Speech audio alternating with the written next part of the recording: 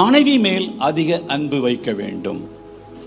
புருஷன் தன் மனைவியை நேசிக்கணும், தன் மனைவியில அன்பு கூறணும். இயேசுவை முன்மாதிரியாய் வைத்து அவர் அன்பிலே நடந்து கொள்கிறவன் தன் மனைவியினிடத்திலே அன்பாயிருப்பான். தன் மனைவியினிடத்தில் பிழை உண்டா இல்லையா? உண்டு. பிழை இல்லாத ஒரு பெண்மணி இல்லை, பிழை இல்லாத ஒரு ஆண்மகன் இல்லை. அந்த பிழையை கரைதிரை முதலானவைகள் மாறத்தக்கதாகத்தான் இயேசு சிலுவையில் மரித்தாராம். சகோதரர்களே, கல்யாணமானவர்களே, உங்கள் மனைவியினிடத்திலே அன்பு கூற வேண்டும். ஏன் அன்பு கூற வேண்டும்? கிறிஸ்து தன் மனைவியாகிய சபையின் மேல அன்பு கூர்ந்தார். அதை எங்கே கற்றுக்கொள்கிறோம்?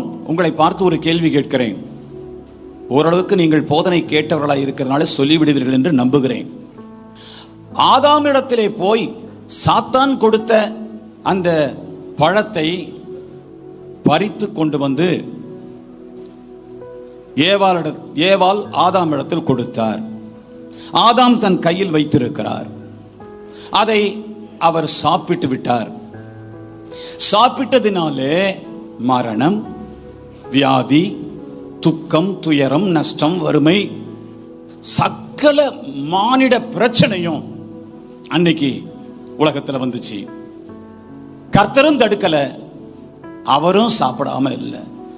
அவரை பார்த்து அடிக்கடி நம்ம ஒரு கேள்வி கேட்போம். ஆதாமே, நீ மாத்திரம் சாப்பிடாம இருந்தீங்கன்னா இந்த உலகத்துல இந்த பிரச்சனையெல்லாம் இல்லையாப்பா, உன்னால மீறுதல் இந்த உலகத்துக்கு வந்துருச்சப்பா அப்படின்னு நீங்க அவரை குற்றப்படுத்துவீங்க.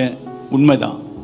ஆனால் அவர் ஏன் அதை சாப்பிட்டார் என்ற கேள்விக்கு யாராகிலும் பதிலை வைத்திருக்கிறீர்களா? ஏவாளை சிநேகித்ததினால. தனிமையா இருந்தாரு.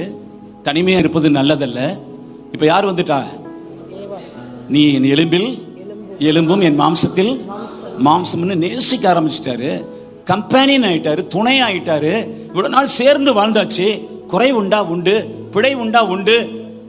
ஆனாலும் கூட இப்போ அந்த பழத்தை நீ நாசமா போ, நீ சாப்பிட்டு மரித்து போ, நான் படைச்சுக்கிறேன்ப்பா, கடவுள் சொல்லியிருக்காரு என்று அவர் அவளை விட்டு இருந்தால் அவள் புசித்து அவள் மரித்திருப்பாய்.